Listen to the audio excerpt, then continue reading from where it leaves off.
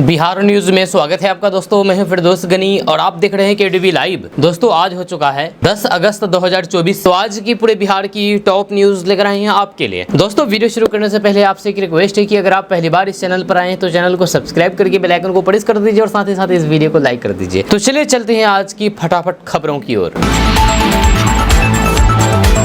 दोस्तों आज बिहार न्यूज में सबसे पहले बात करेंगे कि दुनिया के किसी स्कूल में ऐसी पढ़ाई नहीं हुई होगी जो बिहार के एक सरकारी स्कूल में बच्चों को पढ़ाया गया है। जब बिहार के सरकारी स्कूल में टीचर ने बच्चों को पढ़ाया कि हनुमान जी मुसलमान थे और वे नमाज पढ़ते थे। हनुमान जी हिंदू धर्म के पहले ऐसे देवता थे जो नमाज पढ़ते थे। खुद भगवान राम ने उनसे नमाज पढ़वाया था। जब सरकारी टीचर की ये करतूत सामने आने के बाद भारी बवाल मच गया है। जब सरकारी स्कूल के 7वीं क्लास के बच्चों को उनकी टीचर जियाउद्दीन ने यह शिक्षा दी। क्लास में पढ़ने वाले हिंदू बच्चे ही नहीं बल्कि मुस्लिम लड़कियां ने भी बताया है कि जियाउद्दीन मास्टर उन्हें यही बता रहे थे कि हनुमान जी नमाज पढ़ते थे। जब बवाल तब मचा जब बच्चों ने अपने घर जाकर के परिवार में ये जानकारी दी कि मास्टर साहब ऐसी पढ़ाई पढ़ा रहे हैं। यह मामला बिहार के बेगूसराय जिले के बछवाड़ा प्रखंड के हरपुर कादराबाद स्थित उत्क्रमित मध्य विद्यालय का है। यहाँ पिछले 8 साल से पोस्टेड टीचर जियाउद्दीन बच्चों को ये पढ़ा रहे थे कि भगवान राम और हनुमान जी नमाज पढ़ते थे। बच्चों ने अपने परिवार को इस बात की जानकारी दी तो फिर हंगामा मच गया। बड़ी तादाद में ग्रामीण स्कूल पहुंचे जहां पर जम करके बवाल मचाया। दोस्तों बिहार के ज्यादातर जिलों में मानसून की स्थिति सामान्य बनी हुई है। मौसम विभाग के अनुसार विदाई से पहले मानसून एक बार फिर से बिहार के कई हिस्सों में असर दिखाएगा। इसी कड़ी में आज दोपहर मौसम विभाग के पटना के केंद्र ने बिहार के कम से कम 9 जिलों में झमाझम बारिश होने की चेतावनी जारी की है। जब मौसम विभाग के पूर्वानुमान के अनुसार अगले कुछ घंटों के दौरान पटना, समस्तीपुर और भोजपुर जिले के कुछ हिस्सों में अगले कुछ घंटों के दौरान मेघ गर्जन के साथ वज्रपात और फिर भारी बारिश होने की संभावना है। इन जिलों के लिए मौसम विभाग ने ऑरेंज अलर्ट जारी कर दिया है। आपको एक बात और बताना चाहेंगे कि मौसम विभाग अलर्ट तो जारी करती है लेकिन बारिश होती नहीं है। जब कई सारी ऐसी हमने खबरें दी है जो कि मौसम विभाग की तरफ से दिया गया लेकिन उन खबरों पर बारिश नहीं हो पाई। यानी कि जिन खबरों में हमने जिस दिन और जिस समय के पर बारिश होने की बात कही थी उस समय पर बारिश नहीं हुई। जब कई सारी ऐसी भी खबरें हमने दी जो कि बारिश नहीं होने की बात कही गई लेकिन बारिश हुई, जो कि मौसम विभाग की तरफ से यह ऐसा अपडेट सामने आता है। इसलिए अगर आज बारिश नहीं होती है तो केडीवी लाइव की कोई गलती नहीं है, यह मौसम विभाग की तरफ से अनुमान लगाया गया है जो आपको अपडेट दिया गया है। जी हाँ, मौसम विभाग जैसे जैसे अनुमान लगाया जाता है सेम उस तरह से हम लोग आपको अपडेट देते हैं। लेकिन बारिश होना नहीं होना है तो खैर ऊपर वाला के हाथ में है। लेकिन मौसम विभाग का जो अनुमान है वो बिल्कुल फेल साबित होता हुआ नजर आ रहा है। जी आपको बता दूं कि मौसम विभाग के अनुसार आज मुजफ्फरपुर, सिवान, सारण, रोहतास और औरंगाबाद जिले के कुछ भागों में 1 से 3 बजे के दौरान मेघ गर्जन के साथ हल्के से मध्यम दर्जे की बारिश हो सकती है। इन जिलों के लिए येलो अलर्ट जारी करते हुए मौसम विभाग ने आकाश से बिजली गिरने की संभावना जताई है। जब मौसम विभाग की तरफ से ये प्रेडिक्शन जारी किया गया है, आपको बता दूं कि बहुत सारे मौसम विभाग की तरफ से जानकारी जो दी जा रही है वो प्रेडिक्शन गलत साबित हो रहे हैं और बहुत सारे सही भी साबित हो रहे हैं। दोस्तों बिहार में पैक्स चुनाव 26 नवंबर से 5 दिसंबर के बीच 5 चरणों में होगा। इसकी तैयारी पूरी कर ली गई है। मतदान को लेकर के वोटर लिस्ट भी तैयार कर लिया गया है। जब राज्य निर्वाचन प्राधिकार ने गृह विभाग को पत्र लिखकर के इस बात की जानकारी दी है। जब बिहार के डीजीपी को सुरक्षा के व्यापक प्रबंधन करने को कहा गया है। पैक्स चुनाव से पहले 16 अक्टूबर को राज्य निर्वाचन प्राधिकार ने एक अहम बैठक बुलाई जिसमें संबंधित विभागों के अधिकारी और फिर पदाधिकारी शामिल होंगे। आपको बता दो कि प्राथमिक कृषि साख सहयोग समिति केंद्रीय सहकारिता मंत्रालय के अधीन आती है। जिन पैक्सों का कार्यकाल 5 साल पूरा हो चुका है वहां 5 चरण में मतदान होगा। सभी जिलों में पैक्स सदस्यों की वोटर लिस्ट भी तैयार की जा चुकी है। अब मतदाता सूची का प्रकाशन कुछ दिन में किया जाएगा। गौरतलब है कि बिहार में 26 नवंबर से 5 दिसंबर तक 5 चरणों में पैक्स चुनाव होंगे। यह चुनाव बैलेट पेपर से कराए जाएंगे और फिर मतदान के लिए ही मतगणना होगी। जब विभिन्न पदों के लिए अलग अलग रंग के मतपत्र होंगे। जब पैक्स चुनाव की तैयारियों को लेकर के राज्य निर्वाचन प्राधिकार ने सभी जिलाधिकारियों, उप विकास आयुक्त और फिर जिला सहकारी पदाधिकारियों को पिछले 5 दिनों ही आवश्यक निर्देश दे दिया गया था।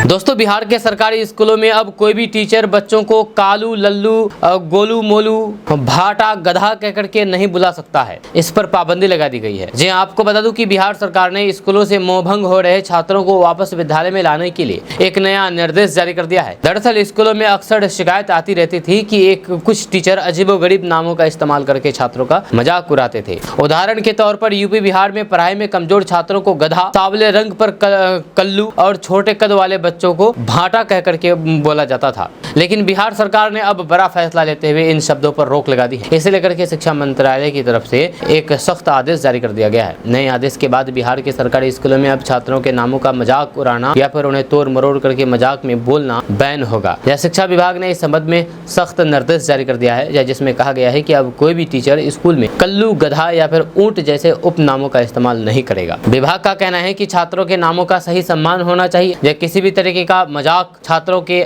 आत्मसम्मान को ठेस पहुंचा सकता है। विभाग की तरफ से जारी निर्देश में कहा गया है कि बच्चों के नामों को बिगाड़ करके या फिर गलत उपनामों से बुलाना बंद किया जाए, ताकि बच्चों का आत्मसम्मान सुरक्षित रहे।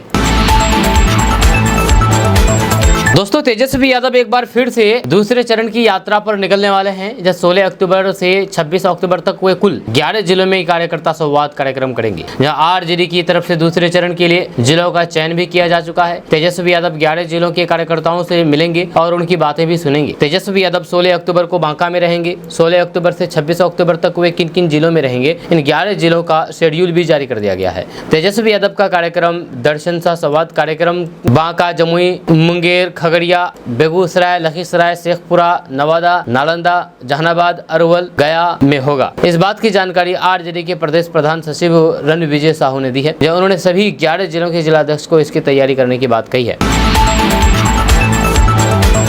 दोस्तों, बिहार में इस समय जमीन सर्वे का काम चल रहा है। इसी बीच सर्वे अधिकारियों ने जमीन मालिक के लिए कई नए आदेश जारी कर दिए हैं, ताकि जमीन सर्वे में किसी भी तरीके की परेशानी का सामना न करना पड़े तथा लोगों की परेशानी भी दूर हो। आपको बता दूं कि सर्वे अधिकारियों ने कहा कि भूमि सर्वेक्षण के समय रैयतों का दायित्व है कि वे अपनी भूमि को सीमांकन कर लें, या साथ ही मेंढों को भी ठीक कर लें। जमीन मालिकों से अपील की गई है कि ग्राम सभा में उपस्थित होकर के वंशावली सत्यापन सहित सभी कार्यों की में सर्वेक्षण कर्मियों की मदद अवश्य करें। वहीं पर किश्तवार और फिर खानापुरी के समय अपनी भूमि के समीप रह करके सर्वेक्षणकर्ता को सहयोग करें, ताकि भूमि सर्वे में कोई भी दिक्कत ना हो। वहीं पर राजस्व एवं भूमि सुधार विभाग ने कहा है कि जमीन मालिक सर्वे के दौरान अपने खेतों की चौहद्दी की सही जानकारी दर्ज करें। वहीं पर राजस्व एवं भूमि सुधार विभाग ने कहा है कि जमीन सर्वे में किसी भी प्रकार की दिक्कत होने पर अमीन और फिर कानूनगो की सहायता ले सकते हैं। दोस्तों, बीजेपी हरियाणा में तीसरी बार सरकार में बनाने में काबिज हो गई है। बीजेपी को यहां पर बहुमत से 2 सीट अधिक यानी कि 48 सीटों पर जीत हासिल हुई है। इससे बीजेपी काफी उत्साहित है। वहीं पर इस पर सीएम नीतीश कुमार ने सोशल मीडिया एक्स पर प्रतिक्रिया दी है। सीएम नीतीश कुमार ने इस रिजल्ट पर बीजेपी को बधाई दी और इसे पीएम मोदी के कुशल नेतृत्व का नतीजा बताया है। इसके साथ ही उन्होंने फोन पर पीएम मोदी को इस जीत की बधाई दी है। जानकारी के मुताबिक बिहार के मुख्यमंत्री नीतीश कुमार ने सुबह देश के प्रधानमंत्री और एनडीए के सर्वमान्य नेता नरेंद्र मोदी को हरियाणा में शानदार जीत हासिल करने की बधाई दी है। इसके साथ ही सीएम नीतीश कुमार ने प्रधानमंत्री नरेंद्र मोदी को नवरात्र की भी शुभकामनाएं दी है। इस दौरान प्रधानमंत्री नरेंद्र मोदी ने नीतीश कुमार से उनके स्वास्थ्य का हाल चाल लिया। इसके अलावा अन्य कई मुद्दों पर बातचीत की। वहीं पर सीएम नीतीश कुमार ने एक्स पर लिखा कि हरियाणा विधानसभा चुनाव में लगातार तीसरी बार जीत हासिल करने पर भारतीय जनता पार्टी यानी कि भाजपा को बधाई एवं शुभकामनाएं। हरियाणा की जनता ने आदरणीय प्रधानमंत्री नरेंद्र मोदी के कुशल नेतृत्व पर अपना पूर्ण विश्वास व्यक्त किया है। इसके साथ ही उन्होंने प्रधानमंत्री नरेंद्र मोदी को बधाई भी दी है। दोस्तों, राजद सुप्रीमो लालू प्रसाद यादव के करीबी और पार्टी के पूर्व विधायक अरुण यादव की मुश्किलें बढ़ने वाली है। दरअसल आरजेडी प्रमुख लालू प्रसाद यादव के करीबी और फिर पार्टी के पूर्व विधायक अरुण यादव के खिलाफ ईडी की कार्रवाई सामने आई है। यहाँ पर एजेंसी ने मनी लॉन्ड्रिंग मामले में अरुण यादव की कई प्रॉपर्टी जब्त की है। इसके बाद इनसे जुड़े लोगों में भी भय का माहौल कायम हो गया है। जानकारी के मुताबिक ईडी ने राजद के पूर्व विधायक अरुण यादव के खिलाफ एक्शन लिया है। जाँच एजेंसियों ने इनकी लगभग 25 करोड़ की संपत्ति जब्त की है। इससे पहले ईडी ने फरवरी में सर्च ऑपरेशन चलाया था। इसके बाद अब ये एक्शन लिया गया है। इस एक्शन के बाद पूर्व विधायक से जुड़े हुए लोगों में दहशत का माहौल कायम हो गया है। बताया जा रहा है कि दानापुर इलाके में राबड़ी देवी के नाम का 4 फ्लैट अरुण यादव की विधायक पत्नी देवी के नाम किए गए थे। अरुण कुमार यादव विधायक किरण देवी के पति हैं और फिर बालू का कारोबार करते हैं। वे आरजेडी अध्यक्ष लालू प्रसाद यादव के करीबी माने जाते हैं। दोस्तों, बिहार विद्यालय परीक्षा समिति ने सक्षमता परीक्षा का जो रिजल्ट है, जो आंसर की है, वो जारी कर दिया है। आपको बता दूं कि जो उम्मीदवार परीक्षा के लिए उपस्थित हुए थे, वे आधिकारिक वेबसाइट BSEBSA के amta.com पर जाकर के आंसर की देख सकते हैं। आधिकारिक वेबसाइट के अनुसार आंसर की को ऑब्जेक्शन विंडो 8 अक्टूबर 2024 से 13 अक्टूबर 2024 तक खुले रहेंगे। जो कि उम्मीदवार आंसर की को सत्यापन करना चाहते हैं उन्हें अपने लॉगिन क्रेडेंशियल जमा करने होंगे। जहां आंसर की जांच करने के लिए लॉगिन आईडी के रूप में आवेदक संख्या और फिर पासपोर्ट के रूप में जन्म तिथि जैसे विवरण लॉगिन क्रेडेंशियल के रूप में जमा करना होगा। दोस्तों, बिहार के सभी सरकारी प्रारंभिक विद्यालयों में चल रहे मध्याह्न भोजन योजना की हर हफ्ते जांच होगी। 1 नवंबर से जिलेवार इसकी जांच कराई जाएगी। जल शिक्षा विभाग के व्हाट्सएप ग्रुप पर आ रही शिकायतों की जांच के लिए जिलों को निर्देश जारी कर दिया है। निर्देश के मुताबिक मध्याह्न भोजन योजना, जिसका नाम अब प्रधानमंत्री पोषण योजना है, उसमें कई प्रकार की शिकायतें मिल रही है। इसको देखते हुए हर विद्यालय में बच्चों को दिए जाने वाले मध्याह्न भोजन की जाँच कराने के लिए जिला शिक्षा अधिकारी और फिर जिला कार्यक्रम अधिकारियों को 1 नवम्बर से मध्याह्न भोजन योजना की जाँच अभियान के रूप में चलेगा। जांच में दोषी पाए जाने वाले पर सख्त कार्रवाई होगी। आपको बता दूं कि इस योजना से जुड़ी हुई शिकायतें शिक्षा विभाग द्वारा व्हाट्सएप पर ली जा रही है। आते ही शिकायतें तत्क्षण संबंधित जिले के जिलाधिकारियों को भेजी जाती है, जब उसकी जांच जिलाधिकारी द्वारा 48 घंटे के अंदर कराई जा रही है। जांच के दौरान संबंधित अधिकारी द्वारा जांचकर्ता से भी बात की जा रही है। जब रिपोर्ट आते ही कार्रवाई की जा रही है। शिकायत मिलने से लेकर के कार्रवाई तक की प्रक्रिया को 2 दिनों में पूरी की जा रही है। इसके बावजूद भी मध्याह्न भोजन योजना में गड़बड़ी की शिकायतें आ रही है। दोस्तों, बिहार में शिक्षकों की ट्रांसफर पोस्टिंग को लेकर के नई नियमावली जारी कर दी गई है। जहां शिक्षकों को इसका लंबे समय से इंतजार था। जहां हालांकि नई पॉलिसी जारी होने के बाद कई खामियां बताई जा रही है। जहां शिक्षक संघ ने इसका विरोध शुरू कर दिया है, जहां कोर्ट तक जाने की बात कर रहे हैं। शिक्षक संघ का कहना है कि इससे यूपी झारखंड वालों को फायदा होगा। जहां संघ के प्रदेश अध्यक्ष अमित विक्रम ने कहा कि जो नियमावली आई है उसके अनुसार पुरुषों की पोस्टिंग गृह अनुमंडल में नहीं होगी। तो कई जिलों में एक ही अनुमंडल है, तो फिर वहाँ क्या होगा? ये बाध्यता पुरुष शिक्षकों के साथ ही क्यों है? शिक्षिकाओं के गृह पंचायत में पोस्टिंग नहीं होने की बाध्यता है, वही नियम पुरुष के लिए भी होना चाहिए। दूसरा है कि किसी भी शिक्षिका की पोस्टिंग उसके गृह नगर निकाय या फिर वर्तमान नगर निकाय में भी नहीं होगी। ये शहरी क्षेत्र में रहने वाले महिलाओं पर बहुत बड़ा जुर्म है।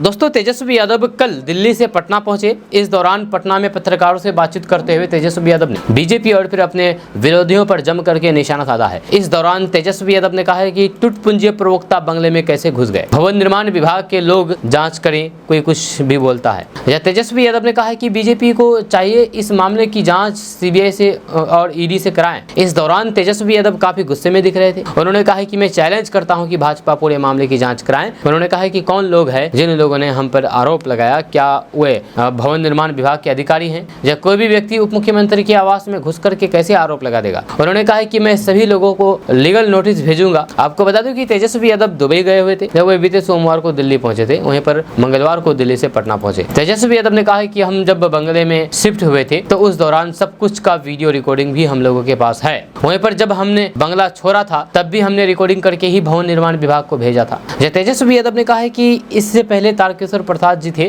उनसे जाकर के पूछे कि वे क्या लेकर के गए थे। तेजस्वी यादव ने कहा है कि हमारे छवि को खराब करने की कोशिश की गई है, इसे बर्दाश्त नहीं किया जाएगा। उन्होंने कहा है कि निश्चित तौर पर मैं मांग करता हूं कि जांच करवाइए।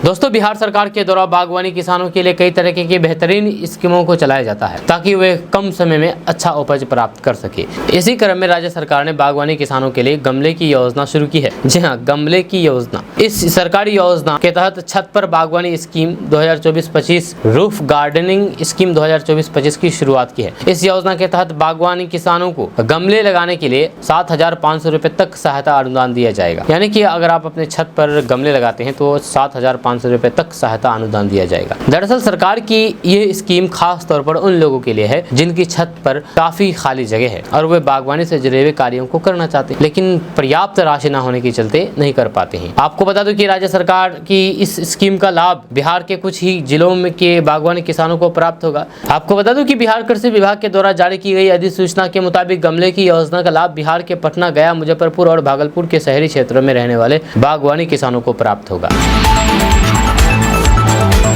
दोस्तों, केंद्र की मोदी सरकार ने बिहार के लोगों को बड़ी खुशखबरी दी है। केंद्र सरकार से मंजूरी मिलने के बाद अब बेगूसराय जिले में कर्मचारी राज्य बीमा निगम अस्पताल खुल सकेंगे। यह भाजपा सांसद गिरिराज सिंह ने अपने एक्स हैंडल पर इस बात की जानकारी दी है। केंद्रीय मंत्री गिरिराज सिंह ने एक्स पर लिखा है कि मोदी सरकार ने बेगूसराय में ESIC अस्पताल यानी कि कर्मचारी राज्य बीमा निगम अस्पताल खोलने की मंजूरी दे दी है। यह अस्पताल 100 बेड की क्षमता वाला होगा और बेगूसराय के बरौनी क्षेत्र में स्थापित किया जाएगा। इस अस्पताल के खुलने से हजारों श्रमिकों और फिर आम जनता को बेहतर और फिर सस्ती स्वास्थ्य सुविधाएं मिल सकेगी, जिससे उन्हें बड़े शहरों में इलाज के लिए जाने की जरूरत नहीं पड़ेगी।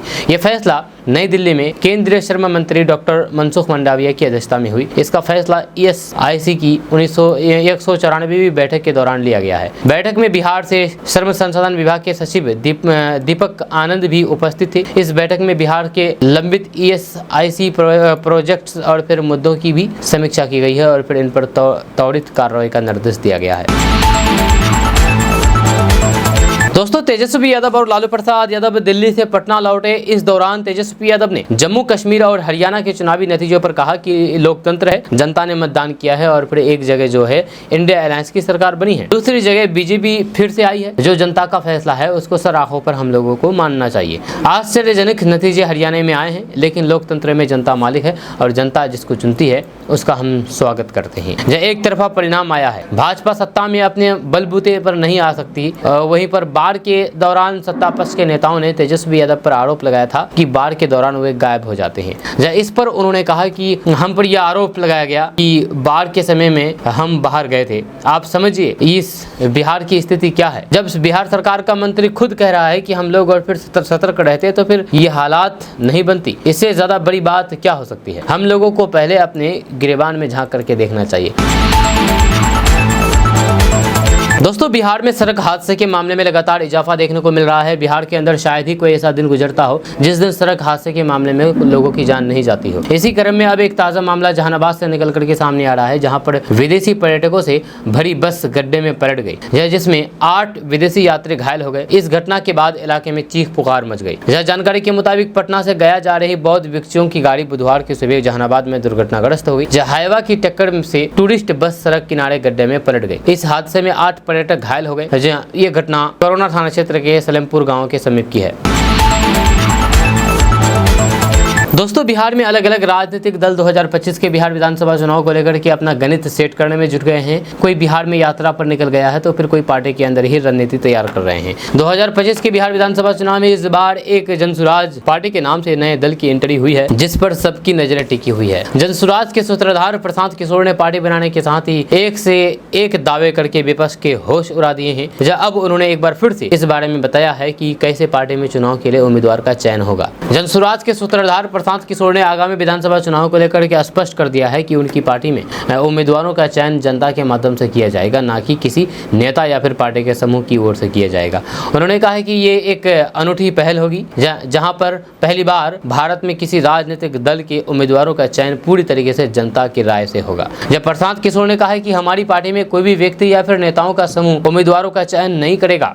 अमेरिका की तरह जहां पर राष्ट्रपति पद के उम्मीदवारों का चयन जनता करती है, ठीक उसी प्रकार जनसुराज में भी उम्मीदवार जनता के माध्यम से ही चुने जाएंगे। उदाहरण देते हुए कहा कि अमेरिका में जब राष्ट्रपति पद के लिए चुनाव होता है तो फिर कोई एक व्यक्ति या फिर पार्टी का अध्यक्ष ये तय नहीं करता है कि डोनाल्ड ट्रंप या फिर कमला हैरिस को टिकट मिलेगा। उम्मीदवार खुद को प्रस्तुत करते हैं, जनता और पार्टी के बीच जाकर के अपनी बात रखते हैं और अंत में जिसे जनता चुनती है वही उम्मीदवार बनता है। प्रशांत किशोर ने आगे कहा कि बिहार जो कि लोकतंत्र की जननी है, यहीं से एक नया आगाज होगा। जब मार्च से पहले जो भी लोग विधानसभा चुनाव में उम्मीदवार बनना चाहते हैं उन्हें जनता से के सामने प्रस्तुत किया जाएगा। इसके बाद मार्च से नवंबर तक जनसुराज के संस्थापक सदस्य और फिर जनता मिलकर के इन उम्मीदवारों का मूल्यांकन करेंगे। अंत में जिन पर जनता की मुहर लगेगी वही जनसुराज का आधिकारिक उम्मीदवार बनेगा। दोस्तों, डॉन ये नाम नहीं बल्कि एक उपाधि है और जिस किसी इंसान के साथ ये उपाधि जुड़ जाती है उसके बारे में ऐसा कहा जाता है कि वे सबसे अधिक दबंग होता है और आपराधिक घटनाओं का अंजाम देना उसके लिए आम बात होती है। लेकिन इसमें मुख्य रूप से पुरुष को ही देखा जाता है। लेकिन बिहार में पुरुष नहीं बल्कि महिला भी इस उपाधि धारण करती है और उसे लेडी डॉन कहते हैं। अब एक ऐसे ही लेडी डॉन को मोतिहारी पुलिस ने अरेस्ट किया है, गिरफ्तार किया है। दरअसल पूर्वी चंपारण जिला पुलिस और फिर एसटीएफ की संयुक्त टीम एक कुख्यात महिला अपराधी को गिरफ्तार करने में सफलता पाई है। गिरफ्तार महिला रीता सिंह आपराधिक प्रतिबंधित संगठन की सदस्य थी। इसके ऊपर सरकार ने 50,000 रुपए का इनाम घोषित कर रखा था और यह फरार चल रही थी। महिला पर जिले के विभिन्न थाने में लोगों की जान लेने का प्रयास, लूट और रंगदारी से संबंधित 8 मामले दर्ज हैं। अब एसटीएफ ने इसे गया रेलवे स्टेशन से गिरफ्तार किया है। बताया जा रहा है कि गिरफ्तार रीता सिंह पताई थाना क्षेत्र के बेतौनी गांव की रहने वाली है। जब पुलिस के अनुसार इसका संबंध प्रतिबंधित संगठन आजाद हिंद फौज से भी जुड़ा रहा है। यह इतना ही नहीं, रीता सिंह का पति मुखिया था, लेकिन उसके पति की नक्सलियों ने जान ले ली थी। इसी घटना के बाद रीता ने घर त्याग दिया और फिर श्री रविशंकर की आर्ट्स ऑफ लिविंग से जुड़ गई। इसके बाद वे कई जेलों में Rita Singh arts of living का प्रशिक्षण शिविर लगाती रही। इन सब के बीच रीता सिंह का नाम अचानक आपराधिक गतिविधियों में आने लगा। जब उस पर पकड़ी दरियाल थाना में लोगों की जान लेने का प्रयास, लूट, रंगदारी और भी कई सारे आपराधिक मामले में जुड़ा रहा। दोस्तों, बिहार में जंगली जानवरों का आतंक इन दिनों बढ़ा है। आपको बता दूं कि कहीं भेड़िया तो फिर कहीं गीदड़, सियार से लोगों में दहशत है। जब मुंगेर जिले में भी इन दिनों सियार के आतंक से लोग खौफ में हैं, जहां पर आए दिन सियार लोगों को शिकार बना रहे हैं और फिर हमला करके जख्मी कर दे रहे हैं। बीते दिन घास काट रही 2 सगी बहनों और फिर चारा खिला रही माँ बेटी पर सियार ने हमला कर दिया, जब चारों इस हमले में जख्मी हो गए। वहीं पर ग्रामीणों को शौच के लिए रात में नहीं निकलने की सलाह दी गई है। आपको बता दूं कि मुंगेर जिला के असरगंज प्रखंड में इन दिनों सियार का आतंक है। जब प्रखंड क्षेत्र के कई ऐसे इलाके हैं जहां पर इस सियार का आतंक दिन ब दिन देखा जाता है। दोस्तों, बिहार में अब टीबी मरीजों को 500 रुपए की जगह 1000 रुपए मिलेंगे। जब बढ़ी हुई राशि 1 नवंबर से लागू कर दी जाएगी। केंद्र सरकार ने निश्चय पोषण योजना के तहत मिलने वाली राशि अब दोगुनी कर दी है। इस संबंध में राष्ट्रीय स्वास्थ्य मिशन की अपर सचिव एवं मिशन निदेशक आराधना पटनायक ने पत्र जारी किया है। उन्होंने बताया है कि अप्रैल 2018 से नेशनल टीबी एलिमिनेशन प्रोग्राम के तहत टीबी के इलाजरत मरीजों को 500 रुपए दिए जाते थे। State IC officer TB Bushra Azim ने बताया है कि उपचाराधीन और फिर नए सभी टीबी मरीजों को बढ़ी हुई ये राशि 1 नवंबर से मिलेगी। इस निर्णय से बिहार के करीब 1.5 लाख से अधिक टीबी मरीजों को लाभ मिलेगा। दोस्तों, अगर आप बिहार के रहने वाले हैं तो फिर आपको बता दें कि बिहार में भूमि सर्वेक्षण यानी कि जमीन सर्वे का काम चल रहा है, तो आपको पता है। आपको बता दूं कि जमीन सर्वे के बीच बिहार राज्य के मुख्यमंत्री नीतीश कुमार के खास आईपीएस अधिकारियों के पाठक की एंट्री हो चुकी है। आपको बता दूं कि सरकार पहले ही साफ कर चुके हैं कि सरकारी और फिर निजी जमीन की जाँच होंगे जब बेतिया राज की जमीन सरकार के अधीन है और फिर अधिकतर पर अतिक्रमण है। आपको बता दूं कि राजस्व परिषद इन जमीनों को अतिक्रमण मुक्त करने में जुड़े हुए हैं। इसके लिए प्रतिनियुक्त 5 अधिकारियों से सहायता लिए जा रहे हैं जो विभिन्न जिलों में आए। आपको बता दूं कि बिहार में सरकारी जमीन सर्वेक्षण के लिए राजस्व एवं भूमि सुधार विभाग ने पहल किए हैं। जहां आपको ये भी बता दूं कि वित्तीय राज की हजारों एकड़ जमीन पर अवैध कब्जे हटाने के लिए नए सिरे से प्रयास शुरू हो गए हैं। राजस्व परिषद के अध्यक्ष के पाठक ने इस काम के लिए 5 अधिकारियों की नियुक्ति की है। वहीं वित्तीय राज की जमीन पर लंबे समय से अतिक्रमण की शिकायतें मिलते रहे हैं। यही कारण है कि राजस्व परिषद के अध्यक्ष के पाठक ने इस समस्या से निपटने के लिए सर्वेक्षण और अधिक कार्बन भूमि की स्कीम बनाए हैं। दोस्तों, बिहार के ज्यादातर जिलों में मानसून की स्थिति सामान्य बनी हुई है। मौसम विभाग के अनुसार विदाई से पहले मानसून एक बार फिर से बिहार के कई हिस्सों में असर दिखाएगा। इसी कड़ी में दोपहर मौसम विभाग के पटना केंद्र ने बिहार के कम से कम 9 जिलों में झमाझम बारिश की चेतावनी जारी की है। इस दौरान वज्रपात की भी संभावना है, जिसे देखते हुए मौसम विभाग ने लोगों से सतर्क रहने की अपील की है। जब मौसम विभाग के पूर्वानुमान के अनुसार अगले कुछ घंटों के दौरान पटना, समस्तीपुर और भोजपुर जिले के कुछ हिस्सों में अगले कुछ घंटों के दौरान मेघ गर्जन के साथ वज्रपात और भारी बारिश की संभावना है। इन जिलों के लिए मौसम विभाग ने ऑरेंज अलर्ट जारी कर दिया है। आईएमडी के अनुसार यानी कि मौसम विभाग के अनुसार मुजफ्फरपुर, सीवान, वैशाली, सारण, रोहतास और औरंगाबाद जिले के कुछ भागों में अगले 1 से 3 घंटे के दौरान मेघ गर्जन के साथ हल्के से मध्यम दर्जे की बारिश हो सकती है। इन जिलों के लिए येलो अलर्ट जारी कर दिया है। येलो अलर्ट जारी करते हुए मौसम विभाग ने आकाश से बिजली गिरने की संभावना जताई है। इधर आईएमडी ने उत्तर बिहार के जिलों के लिए अगले 5 दिनों का पूर्वानुमान जारी किया है, जिसके अनुसार इस दौरान आसमान में हल्के बादल छाए रहेंगे। 13 अक्टूबर तक मौसम आमतौर पर सूखा रहने का अनुमान है। वहीं 24 घंटे में कुछ जगहों पर हल्की बूंदाबांदी हो सकती है। दोस्तों, जनसुराज के सूत्रधार प्रशांत किशोर ने बयान जारी करके तेजस्वी यादव को आड़े हाथों लिया है। प्रशांत किशोर ने कहा है कि विकास को लेकर के तेजस्वी यादव की समझ उनके बयानों पर टिप्पणी विचारणीय है। उन्होंने कहा है कि तेजस्वी जब जाति की बात करते हैं तो फिर उस पर टिप्पणी की जा सकती है। रंगदारी, बालू माफिया, शराब माफिया पर बात करें तो टिप्पणी की जा सकती है। अपराध पर बात करें तो भी चर्चा हो सकती है, लेकिन जब तेजस्वी विकास के मॉडल पर चर्चा करते हैं तो फिर यह हास्यपद लगता है। उन्होंने कहा है कि जो 15 साल तक शासन में रहे और जिन्हें ये भी नहीं पता है कि जीडीपी ग्रोथ क्या होती है, वे आज विकास पर चर्चा करते हैं। इस पर टिप्पणी करना व्यर्थ है। तेजस्वी यादव के अपराध पर दिए गए बयान पर प्रशांत किशोर ने कहा कि 6 महीने पहले तक जब तेजस्वी यादव स्वयं उप मुख्यमंत्री थे तब उन्हें बिहार स्विट्जरलैंड जैसा दिख रहा था और अब उन्हें बिहार कत्लखाना नजर आ रहा है। यदि नीतीश कुमार फिर से महागठबंधन में सम्मिलित हो जाएं तो तेजस्वी को बिहार फिर से बेहतरीन दिखाई देने वाला लगेगा। दोस्तों, बिहार के सभी प्रारंभिक और फिर माध्यमिक, उच्च माध्यमिक विद्यालयों की नवंबर से रैंकिंग होगी। जिला शिक्षा अधिकारियों को जारी निर्देश में कहा गया है कि सभी विद्यालयों की रैंकिंग के लिए अलग अलग फॉर्मेट सभी जिलों को उपलब्ध कराया जा रहा है। जब उसमें विद्यालयों में संचालित विभिन्न गतिविधियों के लिए भारांक तय किए गए हैं, जिसका कुल योग 100 है। जब रैंकिंग की प्रविष्टि सभी शिक्षकों के वार्षिक मूल्यांकन प्रतिवेदन में बाध्यकारी रूप से की जाएगी। विद्यालय स्तर पर फॉर्मेट को सही तरीके से भरा जाना है। इसके लिए प्रखंड स्तर पर प्रधानाध्यापक और फिर प्रभारी प्रधानों की बैठक करके उन्हें प्रशिक्षित करना सुनिश्चित करें। शिक्षा विभाग के निर्देश के मुताबिक प्रत्येक विद्यालय को अगस्त में शिक्षक मार्गदर्शिका जारी किया गया है, जिसमें शिक्षा की गुणवत्ता कैसे उत्कृष्ट हो इसके लिए विस्तृत से दिशा निर्देश दिया है। इसी क्रम में प्राथमिक, माध्यमिक और उच्च माध्यमिक विद्यालयों के लिए अलग अलग रैंकिंग के लिए प्रपत्र तैयार उपलब्ध कराए जा रहे हैं। इसमें विद्यालयों में संचालित विभिन्न गतिविधियों जैसे कि शिक्षण और फिर अधिगम समाधान, उपयोग, साफ सफाई, स्वच्छता, शिकायत निवारण,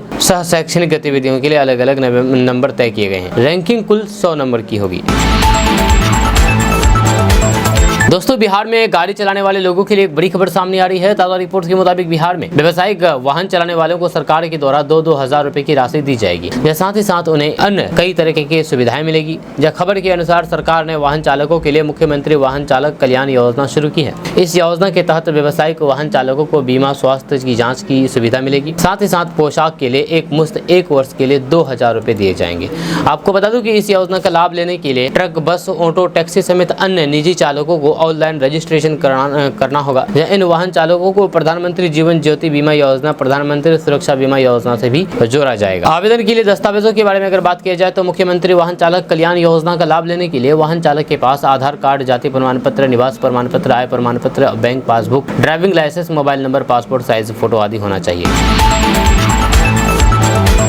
दोस्तों, कोसी नदी, जिसे अक्सर बिहार का शौक कहा जाता है, एक बार फिर से लाखों लोगों के लिए गंभीर खतरा बन रही है। 2024 में कोसी बैराज से 6,61,295 क्यूसेक पानी छोड़े जाने के बाद बाढ़ की आशंका बढ़ गई है और 2008 की भयावह बाढ़ की यादें फिर से ताजा हो गई है। 2008 की बाढ़ बिहार और फिर नेपाल के लिए एक काला अध्याय था। जब नेपाल के कुशहा में कोसी तटबंध टूट गया तो फिर बिहार के सुपौल, मधेपुरा, सहरसा, अररिया और पूर्णिया जिले में भयंकर बाढ़ आई। हजारों घर बर्बाद हो गए और उपजाऊ कृषि भूमि रेत में भर गई। 2008 की इस तबाही के निशान आज भी कई लोगों के जीवन में देखा जा सकता है और फिर वे अभी तक इससे उबर नहीं पाए हैं। अब 2024 में वही हालात फिर से बन रहे हैं। नेपाल और फिर उत्तर बिहार में भारी बारिश के कारण कोसी नदी का जलस्तर खतरनाक रूप से बढ़ गया है। तटबंधों पर भारी दबाव है और फिर अगर ये कमजोर तटबंध टूटते हैं तो एक और बड़ी आपदा हो सकती है। और इस बार भी बिहार और नेपाल सरकार सतर्क है, लेकिन कोसी नदी की अनिश्चितता हमेशा चिंता का विषय रही है।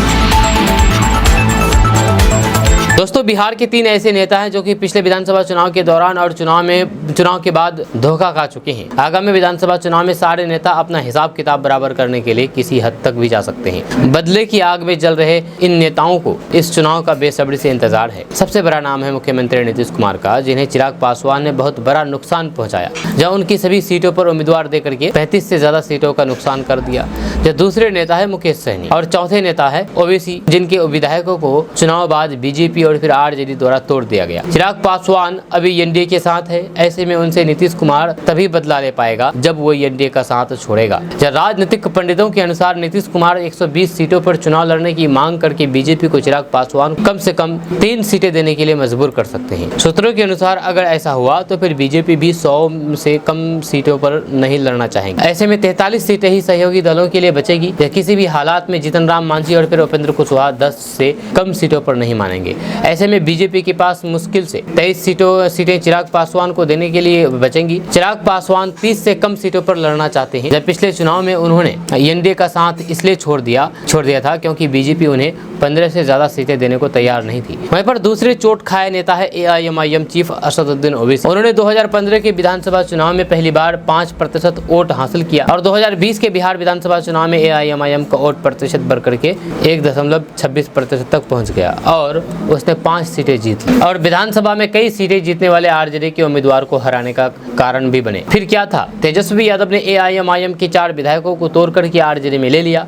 यह पार्टी सूत्रों के मुताबिक पहली बार 5 और फिर दूसरी बार 20 सीटों पर लड़ने वाली पार्टी एआईएमआईएम आगामी विधानसभा चुनाव में 20 से ज्यादा उम्मीदवार उतार करके आरजेडी को सबक सिखाने की तैयारी में है। मुस्लिम वोट के सहारे ही सही पर एआईएमआईएम बिहार की राजनीति में आरजेडी के लिए तो खतरा है। तीसरे चोट खाए नेता मुकेश सहनी के साथ कुछ और भी बुरा हुआ। 2020 के बिहार विधानसभा चुनाव में वीआईपी के 4 विधायक जीत करके विधानसभा आए थे, जब इनमें एक विधायक की जान चली गई थी। जब बचे हुए 3 विधायकों को बीजेपी ने अपने दल में शामिल कर लिया।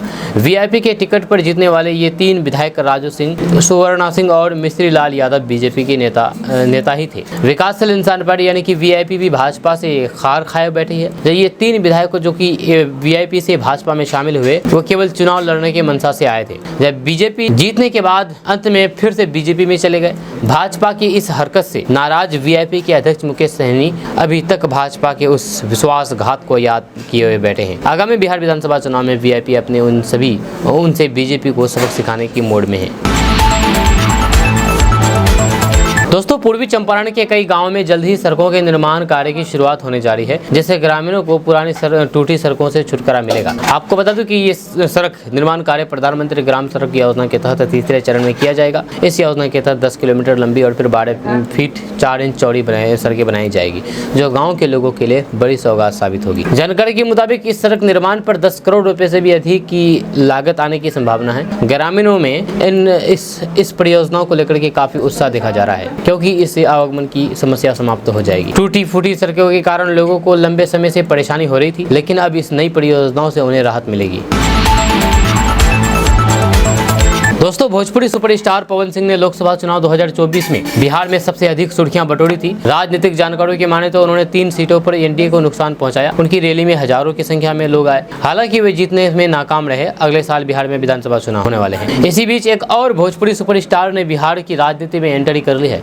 आपको बता दूं कि भोजपुरी सिनेमा में काम कर चुके कई स्टार राष्ट्रीय राजनीति में अपने सिक्का जमा चुके हैं। मनोज तिवारी, दिनेश लाल यादव, निरहुआ, रवि किशन जैसे बड़े नाम एक्टिव पॉलिटिक्स में काफी अच्छा कर रहे हैं। इसी लिस्ट में एक और नाम जुड़ गया है। आज भोजपुरी सिंगर रितेश पांडे ने कैमूर जिले के भभुआ में अपना चुनावी ऑफिस खोल करके आगामी विधानसभा चुनाव को लेकर के ताल ठोक दी है। भोजपुरी सिंगर रितेश पांडे ने कार्यालय के उद्घाटन समारोह में कहा है कि मैं नेता या फिर गायक नहीं बल्कि बेटा हूं और मुझे लोगों का भरपूर समर्थन मिलेगा। उन्होंने ये भी कहा कि बिहार में शिक्षा का स्तर काफी खराब है। अगर यहाँ की जनता का समर्थन मिला तो फिर शिक्षा को सुदृढ़ करने के क्षेत्र में काम करूंगा। जब सरकारी कार्यालय में घूसखोरी का प्रचलन काफी बढ़ गया है, ऐसे में अगर हम जीतते हैं और फिर कोई घूस लेता है तो फिर उसको छठी का दूध याद दिला देंगे। सिंगर ने कहा है कि मैं यहाँ का आवाज दिल्ली तक पहुँचाने का काम करूंगा।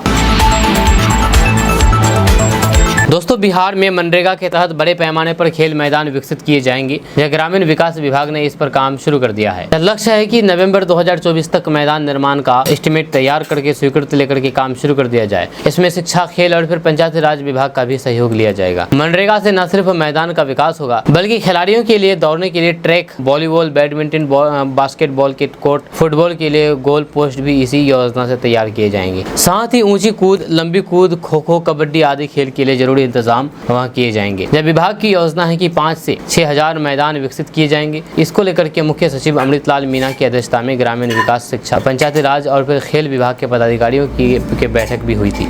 इसमें तय हुआ था कि स्कूल परिसर में खाली भूमि उपलब्ध होगी तो फिर उसकी सूची शिक्षा विभाग द्वारा ग्रामीण विकास विभाग को दी जाएगी। स्कूल के बाहर की कोई भी जमीन खेल विभाग द्वारा मैदान के लिए चिन्हित की गई है तो फिर उसकी सूची वह देगा। इसी तरह पंचायती राज विभाग से भी पंचायत में उपलब्ध जमीन की जानकारी ली जाएगी। खेल विभाग द्वारा इच्छुक क्लब से पंजीकरण के लिए 14 अक्टूबर तक आवेदन देने को कहा है। दोस्तों 2025 में बिहार विधानसभा चुनाव होने वाला है और उससे पहले नीतीश सरकार ने बड़ा गिफ्ट दे दिया है। जब बिहार सरकार के पंचायती राज विभाग में 15,610 पदों पर जल्द भर्ती होगी। पंचायती राज विभाग की ओर से ये जानकारी मंत्री केदार गुप्ता ने दी है। यह नियुक्ति से लेकर के बहाली तक की प्रक्रिया 2025 के बिहार विधानसभा चुनाव से पहले पूरी हो जाएगी। पंचायती राज विभाग के सचिव मिहिर कुमार सिंह ने बताया है कि नवंबर से आवेदन की तारीख रखी गई है। जल्द आवेदन की तारीख की घोषणा कर दी जाएगी। जनरल के लिए 500 जबकि आरक्षित लोगों के लिए 250 रुपये आवेदन शुल्क है। अभ्यर्थी ऑनलाइन आवेदन करेंगे। 15,610 पदों में 4,351 पद अस्थायी नियुक्ति होगी, जबकि 11,259 पद पर संविदा के आधार पर बहाली होगी। स्थानीय नियुक्ति में सबसे अधिक पंचायत सचिव के लिए 3525 पद है। इसके अलावा लिपिक के लिए 504, चपरासी के लिए 5, लेखा परीक्षा के लिए 28, जिला परिषद जूनियर इंजीनियर के लिए 104, पंचायती राज अधिकारियों के लिए 112, निम्न श्रेणी के लिपिक के लिए 1 और फिर जिला परिषद निम्न श्रेणी के लिपिक के लिए 72 पद रहेंगे। इन सब की बहाली कर्मचारी चयन आयोग और फिर बिहार लोक सेवा आयोग दोनों से होगी। इसकी प्रक्रिया जल्द शुरू होने वाली है। दोस्तों बिहार की राजनीति में काफी समय से एक विकल्प की तलाश हो रही थी। जैसे पहले रणनीतिकार रहे प्रशांत किशोर ने नई पार्टी की आगाज के साथ कर दी है। इसके लिए प्रशांत किशोर करीब 2 साल से बिहार की जमीन पर उतर करके लोगों के बीच एक सामंजस्य बिठाने की कवायद में जुटे थे। अब अपनी नई पार्टी जनसुराज पार्टी की घोषणा करके बिहार को एक विकल्प देने की कोशिश की है। लेकिन क्या ये बिहार की जनता को सही में कोई विकल्प दे पाएंगे? क्या बिहार में रोजगार के अवसर मिलेंगे? क्या अपराध और फिर अपराधियों पर लगाम लग पाएंगे? ये सभी सवाल हैं। आज के दौर में आरजेडी, जेडीयू और फिर बीजेपी और कांग्रेस, ये 4 पार्टियां पहले से ही बिहार में या तो अपने वजूद को बचाने में या फिर वजूद को स्थापित करने में जुटी हुई है। यह नीतीश कुमार हमेशा मौके की तलाश करते हैं। वो पिछले 19 साल से कभी बीजेपी तो कभी आरजेडी की बैसाखी के सहारे मुख्यमंत्री की कुर्सी पर काबिज हैं। ऐसे में जनता के बीच उनकी छवि धूमिल हुई है। बिहार की राजनीति को समझने के लिए चलते हैं अब से 35 साल पहले। बात 1989 की है। तब केंद्र से लेकर के बिहार तक बदलाव की बयार बह रही। विश्वनाथ प्रताप सिंह के नेतृत्व में जनता दल का उदय हो चुका था। चंद्रशेखर, मुलायम सिंह यादव, चौधरी देवीलाल चौधरी, अजीत सिंह समेत तमाम दिग्गज नेता एक मंच पर थे। 1989 के आम चुनाव में जनता दल ने कांग्रेस को काफी हद तक शिकस्त दी। केंद्र में सत्ता परिवर्तन हुआ और फिर जनता दल के नेता विश्वनाथ प्रताप सिंह प्रधानमंत्री बने। अब चलते हैं बिहार, जहां आम चुनाव के कुछ ही महीने बाद 1990 में बिहार विधानसभा चुनाव हुआ। कांग्रेस के प्रति लोगों में गुस्सा था। जहां राज्य में अपराध, बेरोजगारी और भ्रष्टाचार बड़ा मुद्दा था। नतीजा ये हुआ कि सत्ता विरोधी लहर कांग्रेस पर भारी पड़ गई और राज्य में भी कांग्रेस का सुपड़ा साफ हो गया। बिहार में जनता दल सबसे बड़ी पार्टी बनकर के उभरी।